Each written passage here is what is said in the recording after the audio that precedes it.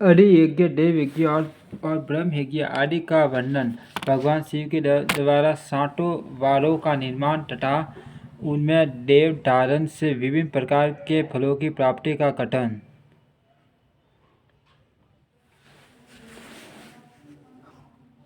ऋषियों ने कहा, प्रभु, अरि यज्ञ, देव यज्ञ, ब्रह्म यज्ञ पूजा तथा ब्रह्मटी का हमारे समक्ष कर्मश वर्णन कीजिए। छोटी जी बोले, मोर ऋषियों, गृहस्थ पुरुष अग्नि में सायकाल के क्या लिखा हुआ है, और सायकाल और प्राप्त काल जो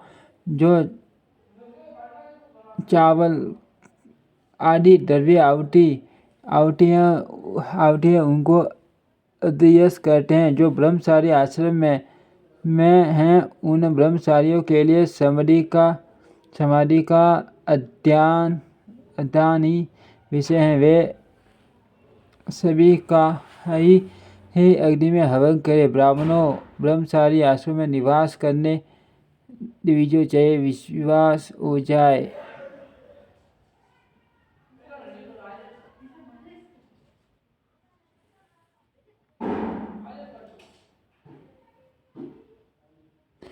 जब तक विवाह जाए, वैतनिक प्रतिष्ठा, नर क्या लिखा है समझ में नहीं आ रहा। भोजन कर ले। ब्राह्मणों और सायकाल अग्नि के लिए दी हुई आहुति संपत्ति प्रदान करने वाली होती हैं, ऐसा जानना चाहिए। और प्राप्त काल सूर्य देव को दी हुई आहुति आबू की वृद्धि करने वाली होती हैं। यह बात अच्छी तरह से समझ लेनी चाहिए कि दिन में अग्निदेव सूर्य में ही प्रविष्ट हो जाते हैं। अर्थ प्राप्त काल सूर्य को दी हुई आहुति भी अग्नि के ही अंतर्गत हैं। इन प्रकार का यह यज्ञ वर्णन किया गया है। इंद्र आदि गमन देवताओं उद्देश्य अग्नि में जो आहुति दी जाती है उसे देव यज्ञ समझना चाहिए। आदि यज्ञों का देव से मानना चाहिए। लौकिक, प्रतिष्ठित, चंडाकार क्या लिखा है। नित्य कर्म के अनंतर सारे काल तक ब्रह्म यज्ञ किया जा सकता है। उसके बाद रात में इसका विधान नहीं है। अग्नि के बिना देव यज्ञ कैसे संपन्न होता है, इसे तुम लोग श्रद्धा से और आदरपूर्वक सुनो। सृष्टि के आरंभ में सर्वज्ञ, दयालु और सर्वसमर्थ महादेव जी ने समस्त लोकों के उपकारों के लिए वारों की कल्पना की है। हे भगवान शिव संसार रूपी रोगों को दूर करने के लिए वैद्य हैं, सबके ज्ञाता तथा समस्त अवधि के भी औषध है। उन भगवान ने पहले अपने वार की कल्पना की जो आरोग्य प्रदान करने वाला है। तत्पश्चात अपनी माया शक्ति का चार बनाया गया जो संपत्ति प्रदान करने वाला है। जन्म काल में दुर्गति ग्रस्त बालक की रक्षा के लिए उन्होंने कुमार के वार की कल्पना की। तत्पश्चात सर्वसमर्थ महादेव जी ने आलस्य और पाप की निवृत्ति तथा समस्त लोकों का हित करने की इच्छा से लोक रक्षक भगवान विष्णु का वार बनाया। इसके बाद सबके स्वामी भगवान शिव ने पुष्टि और रक्षा के लिए आयुकर्ता त्रिलोक स्रष्टा परमेष्टि ब्रह्म का आयुष्कार कारक वार बनाए, जिससे संपूर्ण जगत के आयुष की सिद्धि हो सके। इसके बाद तीनों लोकों की वृद्धि के लिए पहले पुण्य पाप की रचना हो जाने पर उनके करने वाले लोगों को शुभाशुभ फल देने के लिए भगवान शिव ने इंद्र और यम के वारों का निर्माण किया। ये दोनों वार कर्मश भोग देने वाले तथा लोगों के मृत्यु भय को दूर करने वाले हैं। इसके बाद सूर्य आदि 60 ग्रहों को जो अपने ही स्वरूप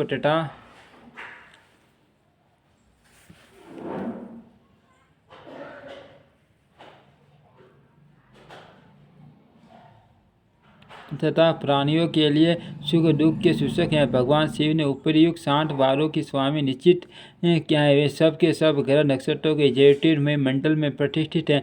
शिव के वार या दिन के स्वामी सूर्य हैं। शक्ति संपत्ति वार के स्वामी सोम हैं। हैं। कुमार संबंधी रिंग के अधिपति मंगल हैं। विष्णु वार के स्वामी बुध हैं। ब्रह्मा जी के वार के अधिपति बृहस्पति हैं। इंद्र वार के स्वामी सूर्य और यम वार के स्वामी शनेश्वर हैं। अपने अपने वार में की हुई उन देवताओं की पूजा उनके अपने अपने फलों को देने वाली होती है। सूर्य आरोग्य और चंद्रमा संपत्ति के दाता हैं। मंगल व्याधियों का निवारण करते हैं। बुध पुष्टि देते हैं और बृहस्पति आयु की वृद्धि करते हैं। शुक्र भोग देते हैं और शनेश्वर मृत्यु का निवारण करते हैं। ये 60 वारों के कर्मश फल बताए गए हैं। उन देवताओं की प्रीति से प्राप्त होते हैं। अन्य देवताओं के भी पूजा फल देने वाले भगवान शिव भी हैं। देवताओं की प्रसन्नता के लिए पूजा की 5 प्रकार की पद्धति बनाई गई है। उन देवताओं के मंत्रों का यह पहला प्रकार है। उनके लिए होम करना, दूसरा दान करना, तीसरा तथा तप करना चौथा प्रकार है। किसी वेदी पर प्रतिमा में, अग्नि में अथवा ब्राह्मणों के शरीर में आराध्य देवता की भावना करके 16 उपचारों से उनकी पूजा या आराधना करना 5वां प्रकार है। इनमें पूजा के उत्तरोत्तर आधार श्रेष्ठ पूर्वक अभाव में उत्तरोत्तर आधार का अवलंबन करना चाहिए। दोनों नेत्रों तथा मस्तक के रोग में और कुष्ठ रोग की शांति के लिए भगवान सूर्य की पूजा करके ब्राह्मणों को भोजन कराए। तदंतर एक दिन, 1 मास, 1 वर्ष अथवा 3 वर्ष तक लगातार ऐसा साधन करना चाहिए। इससे यदि पश्चात प्रारब्ध का निर्माण हो जाए तो रोग एवं जरा आदि रोगों का नाश हो जाता है। इष्ट देव के नाम मात्रों का जप आदि साधन वार आदि के अनुसार फल देते हैं। रविवार को सूर्य देव के लिए, अन्य देवताओं के लिए तथा ब्राह्मणों के लिए विशिष्ट फल अर्पित करें। ये साधन विशिष्ट फल देने वाला होता है तथा इसके द्वारा विशेष रूप से पापों की शांति होती है। सोमवार की विद्वान पुरुष संपत्ति प्राप्ति के लिए लक्ष्मी आदि की पूजा करे तथा संपत्ति ब्राह्मणों को घटक अन्न का भोजन कराए। मंगलवार को रोगों की शांति के लिए काली आदि की पूजा करे तथा उड़द, मूंग एवं अरहर की दाल आदि से युक्त ब्राह्मणों को भोजन कराए। बुधवार को विद्वान पुरुष अन्न से भगवान विष्णु का पूजन करे। ऐसा करने से सदा मित्र और कलट आदि की पुष्टि होती है। जो दीर्घायु होने इच्छा रखता हो वह गुरुवार को देवताओं की पुष्टि वस्त्र यज्ञोपवीत तथा क्रम विशिष्ट खीर से यजन पूजन करे। भोगों की प्राप्ति के लिए शुक्रवार को एकादशित होकर दे पूजन करे और ब्राह्मणों की तृप्ति के लिए सदरस युक्त इसी प्रकार स्त्रियों की प्रसन्नता के लिए सुंदर वस्त्र विधान करे। शनेश्वर अपमृत्यु का निवारण करने वाला औषधि बुद्धिमान पुरुष रुद्र आदि की पूजा करे।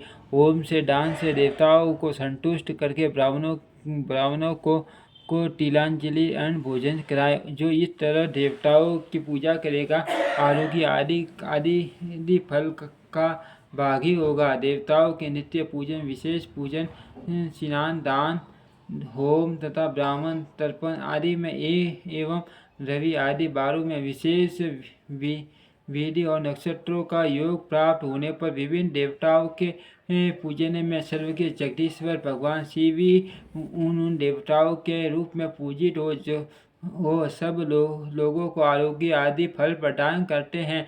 देश काल पात्र द्रव्य श्रद्धा एवं लोक के अनुसार उनके तारतम्य क्रम का ध्यान रखते हुए महादेव जी आराधना करने वाले लोगों को आरोग्य आदि फल देते हैं।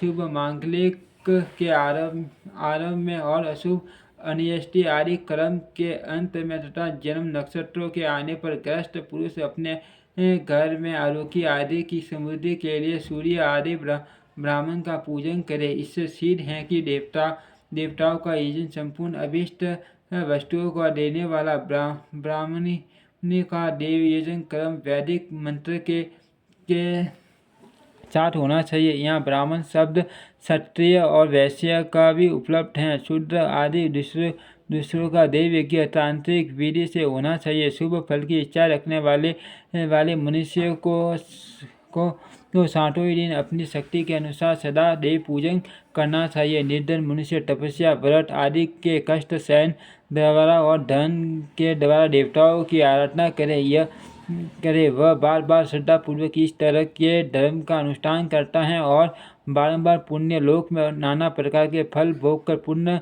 इस पृथ्वी पर जन्म ग्रहण करता है। धनवान पुरुष सदा भोग सिद्धि के लिए मार्ग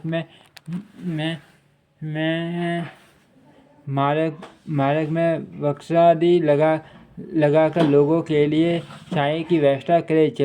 जलाशय कुआं सावली और पोखरे बनवाए। वेद शास्त्रों की प्रतिष्ठा के लिए पाठशाला निर्माण करे तथा अन्य प्रकार से भी धर्म का संग्रह करता रहे। धनी को ये सब कार्य सदा ही करते रहना चाहिए। समय अनुसार पुण्य कर्मों के परिपाक से अंतम कर्म शुरू होने पर ज्ञान की सिद्धि हो जाती है।